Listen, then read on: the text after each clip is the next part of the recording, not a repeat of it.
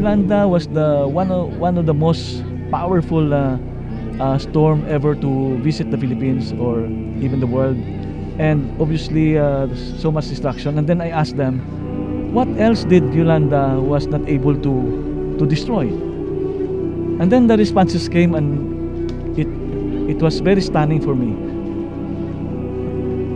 Yolanda destroyed our homes, shelters, the school, our water system, any other infrastructure you see, all are destroyed. But Yolanda was not able to destroy our will to survive.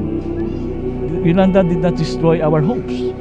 Yolanda was not able to destroy our determination to rise again. And above all, Yolanda was not able to destroy our faith in God and faith in each other.